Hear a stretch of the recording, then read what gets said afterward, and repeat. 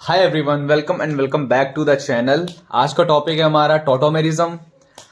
Part 1 में हमने chain position, metamerism और फंक्शनल आइसोमेरिज्म को खत्म किया था। आज हमारा पार्ट 2 है। पार्ट 2 में हमारा सबसे पहला टॉपिक है tautomerism.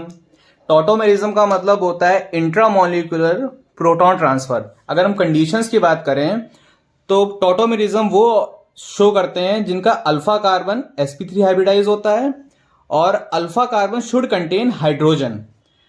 In case you don't know what is alpha carbon, किसी भी फंक्शनल ग्रुप से लगा हुआ, डायरेक्ट लगा हुआ कार्बन अल्फा कार्बन बोलते हैं। जैसे मैं आपको बताता हूं, जैसे ये है, ये हमारा कीटोन ग्रुप है। कीटोन ग्रुप है किसी भी फंक्शनल ग्रुप से लगा हुआ। इस कीटोन ग्रुप से लगा हुआ कार्बन ये है, ये हमारा अल्फा कार्बन हो गया। और जैसे ये है, ये हमारा बीटा कार्बन हो गया। रिमेंबर, किसी भी फंक्शनल ग्रुप से डायरेक्ट लगा हुआ कार्बन अल्फा कार्बन होता है और जो कंसेक्यूटिवली सेकंड नंबर पे जो कार्बन होता है उसे हम बीटा कार्बन बोलते हैं।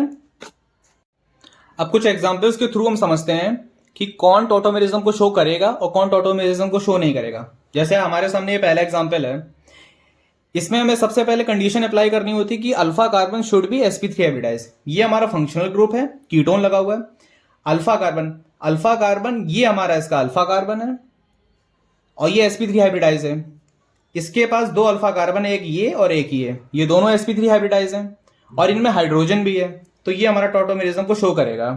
ऐसे दूसरे वाले को देखते हैं। इस वाले में हमारा फंक्शनल ग्रुप ये लगा हुआ है और एक ये लगा हुआ है। इसकी रिस्पेक्ट में अल्फा कार्बन ये है और एक ये है, और इसकी रिस्पेक्ट में अल्फा कार्बन ये है और एक ये है, और तीनों के पास हाइड्रोजन भी है, तो ये भी हमारा टॉटोमेरिज्म को शो करेगा। जैसे इस वाले को देखते हैं। इस वाले में फंक्शनल ग्रुप हमारा ये है और इस पे अल्फा कार्बन भी है, लेकिन इसके पास हाइड्रोजन नहीं है क्योंकि एक ये मीथेन ग्रुप है, एक ये और सेम इसमें भी है, तो इसके पास अल्फा हाइड्रोजन नहीं है। इस पे पहली कंडीशन तो फुलफिल हो रही है, लेकिन दूसरी कंडीशन इसकी फुलफिल नहीं हो रही है, तो ये हमारा टॉटोमेरिज्म को शो नहीं करेगा। जैसे फर्दर इस वाले में देखते हैं। ये हमारा फंक्शनल ग्रुप है और ये उसके अल्फा कार्बन है। अल्फा कार्बन पे अल्फा हाइड्रोजन भी है, तो ये हमारा टॉटोमेरिज्म को शो करेगा। इस वाले में देखते हैं। ये हमारा फंक्शनल ग्रुप है। इसके रिस्पेक्ट में इधर तो कार्बन नहीं है, इधर का कार्बन है लेकिन वो sp2 हाइब्रिडाइज है और हमारी कंडीशन है कि sp3 हाइब्रिडाइज होने चाहिए, लेकिन इस वाले एंड के रिस्पेक्ट में ये टॉटोमेरिज्म को शो करेगा क्योंकि इसके पास हाइड्रोजन भी है और कार्बन भी है और दोनों अल्फा हैं, तो ये हमारा टॉटोमेरिज्म को शो करेगा।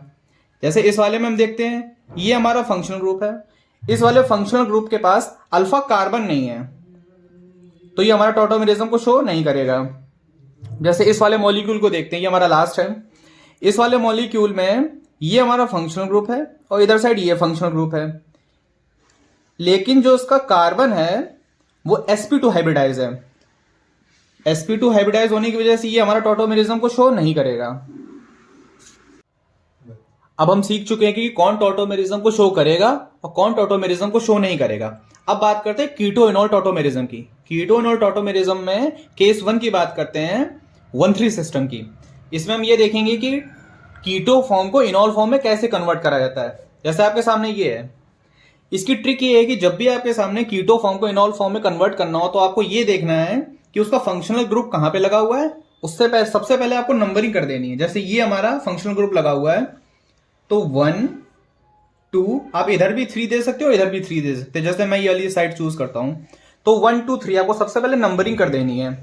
नंबरिंग करने के बाद आपको क्या करना है कि 3 नंबर का जो हाइड्रोजन है उसको 1 पे शिफ्ट कर देना है। जैसे ये हमारा 3 नंबर का हाइड्रोजन है, इसको 1 पे शिफ्ट कर देना है। और 1 और 2 का पाई बॉन्ड 2 और 3 पे शिफ्ट कर देना है। जैसे ये हमारा 1 2 है, 1 2 का जो ये पाई बॉन्ड लगा है इसको 2 3 पे शिफ्ट कर देना है, तो इसको आपको इधर कर देना है और आपकी इनॉल फॉर्म तैयार हो गई है। जैसे ये आपकी कीटो फॉर्म है। अब इनॉल फॉर्म बनाते हैं, CH3 सिंगल बॉन्ड C, और इसका हाइड्रोजन इधर कर दिया तो ये OH हो जाएगा, और यहां पे पाई बॉन्ड शिफ्ट कर दिया है तो ये CH2 हो जाएगा। ये आपकी इनॉल फॉर्म तैयार हो गई है। रिमेंबर, मैं फिर से रिपीट करता हूं कि ट्रिक ये है कि 3 नंबर से हाइड्रोजन 1 नंबर पे शिफ्ट होगा और 1 2 का पाई बॉन्ड 2 3 पर शिफ्ट होगा और आप कीटो से इनॉल फॉर्म में इजीली पहुंच जाएंगे। एक और एग्जाम्पल देखते हैं कीटोनॉल का। जैसे आपके सामने ये सिस्टम है, तो आपको इसमें देखना कि फंक्शनल ग्रुप वहां पे लगा हुआ है, ये हमारा कीटो ग्रुप लगा हुआ है। आपको जैसे मैंने बताया कि नंबरिंग करनी है, तो हम नंबरिंग करते हैं 1 2 3। ठीक है, जैसा मैंने आपको पहले बताया था कि 3 नंबर से हाइड्रोजन 1 नंबर पे शिफ्ट होगा, तो ये 3 नंबर का हाइड्रोजन है, इसको 1 नंबर पे शिफ्ट करेंगे, और 2 और 3 पे 1 2 का पाई बॉन्ड शिफ्ट होगा, तो इसका पाई बॉन्ड इधर शिफ्ट हो जाएगा और इससे हमारी इनॉल फॉर्म बन जाएगी।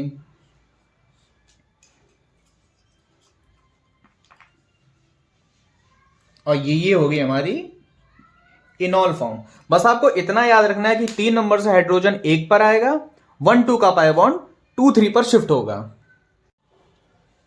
केस 1 हमारा हो गया है। अब बात करते हैं केस 2 की। 1 3 सिस्टम हम पढ़ चुके हैं। एक छोटा सा 1 2 सिस्टम है, ऑल्दो ये इतना ज्यादा इंपॉर्टेंट नहीं है, बट फिर भी आपको पता होना चाहिए।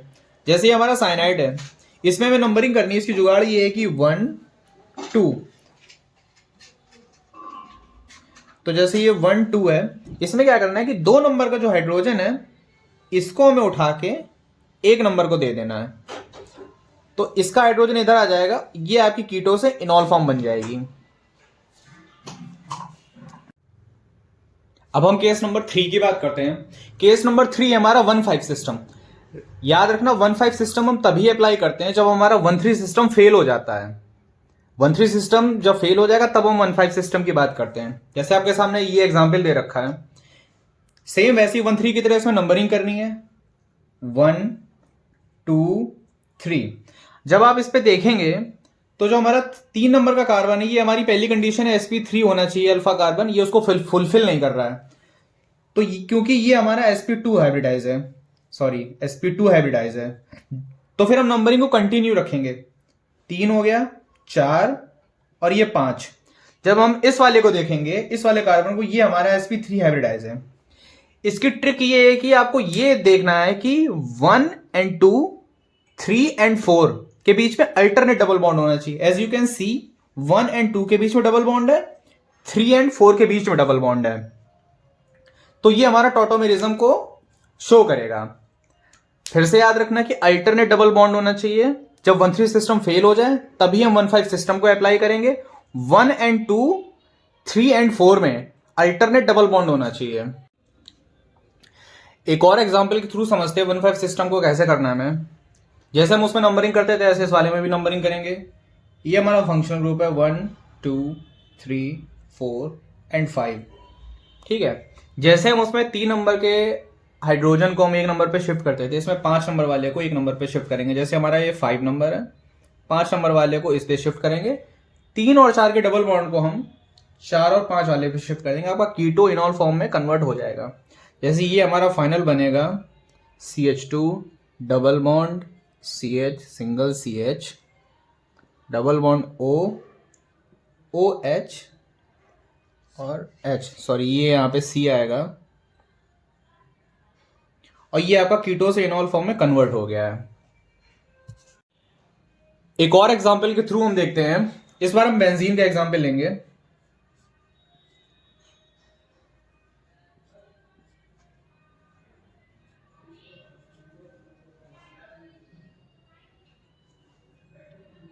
जैसे आपके सामने ये सिस्टम दे रखा है, इस वाले में आप 1 3 अप्लाई करना चाहेंगे तो वो आपका यहाँ पे अप्लाई नहीं होगा। जैसे देखते हैं 1 2 and 3। यहाँ का जो 3 नंबर का कार्बन है, ये हमारा sp2 हाइब्रिडाइज है, यानी कि यहाँ पे टॉटोमेरिज्म आपकी फेल हो गई है। तो आप फर्दर कंटिन्यू करेंगे, ये हमारा हो जाएगा 4 और ये हो जाएगा हमारा 5। यहाँ पे 2 हाइड्रोजन है, जब यहाँ पे हमारे 2 हाइड्रोजन है, अब आप इसको शिफ्ट करेंगे तो जैसे उसमें 3 नंबर से 5 1 नंबर पे ले जाते थे, यहां से 5 नंबर वाला हाइड्रोजन 1 नंबर वाले पे शिफ्ट हो जाएगा और डबल बॉन्ड शिफ्ट हो जाएगा। तो इसका फाइनल बन के आएगा आपके सामने, हाइड्रोजन इधर आ जाएगा और डबल बॉन्ड इधर आ जाएगा। ये हो गया आपका 3 और 5 सिस्टम, सॉरी 1 और 5 सिस्टम, और यहां पे आपकी टॉटोमेरिज्म कंप्लीट होती है। एक आपको मैं पॉइंट बताता हूं, इंपॉर्टेंट पॉइंट। अगर आपको कभी भी क्रॉस चेक करना हो कि आपने जो कीटो से इनॉल फॉर्म बनाई है वो सही है या नहीं है, तो जो भी आप कीटो से इनॉल फॉर्म में कन्वर्ट करेंगे या ट्रांसफॉर्म करेंगे, तो उसमें जो total number of sigma and pi bond है या लोन पेयर है वो सेम होंगे। अगर आपके कीटो में 3 लोन पेयर और 2 पाई है तो सेम आपके इनॉल फॉर्म में भी वही होंगे। अगर आपका डिफरेंट आ रहा है इसका मतलब कि आपने कीटो को इनॉल में कन्वर्ट करने पे गलती कर दी है। अब हमारा लास्ट बचा हुआ है स्ट्रक्चरल आइसोमेरिज्म में ring chain isomerism. Ring chain isomerism बहुत ही इजी है। सेम हमें याद रखना है कि मॉलिक्यूलर फॉर्मूला सेम होना चाहिए। आप जब भी कोई भी स्ट्रक्चरल आइसोमेरिज्म का क्वेश्चन लगाएंगे तो सबसे पहले आपको ये देखना है कि उसका मॉलिक्यूलर फॉर्मूला सेम है कि नहीं है, तभी आप आगे फर्दर कंटिन्यू करेंगे। इसमें क्या होता है कि एक जो होती है वो हमारी रिंग होती है, एक जो होता है हमारी वो चेन होती है। आपको एग्जाम्पल के थ्रू समझाता हूं। जैसे एक ये है और एक ये है, एक ये हमारी रिंग हो गई और एक ये हमारी चेन हो गई, तो बस इसे ही बोलते हैं हम रिंग चेन। आपका स्ट्रक्चरल आइसोमेरिज्म खत्म हो गया है। लास्ट में हमारा कंप्लीट स्ट्रक्चरल आइसोमेरिज्म का जो प्रायोरिटी ऑर्डर होगा, अब उसकी बात करते हैं। प्रायोरिटी ऑर्डर में अगर हम देखें तो सबसे पहले सबसे ज्यादा प्रायोरिटी हमें देनी है रिंग चेन को, देन टॉटोमेरिज्म को, फिर फंक्शनल आइसोमेरिज्म को, फिर मेटा, फिर देन चेन, और सबसे लास्ट हमें लीस्ट प्रायोरिटी देनी है हमें पोजीशन आइसोमेरिज्म को। अगर आपको इसको याद करना है तो एक मैं ऐसे इसको याद करता हूं कि मैं आर से इसको याद कर लेता हूं, ऋतु FM चलाओ प्यार से। अगर आपको ओवरऑल याद रहता है तो कोई बात नहीं, अगर इनकेस आपको अगर याद नहीं रहता या प्रॉब्लम होती है तो आपको ऋतु FM चलाओ प्यार से, आप इसके थ्रू इसको कर सकते हैं। Thank you so much for watching. अगर आपको वीडियो पसंद आया तो वीडियो को लाइक और चैनल को सब्सक्राइब करें। Thank you so much.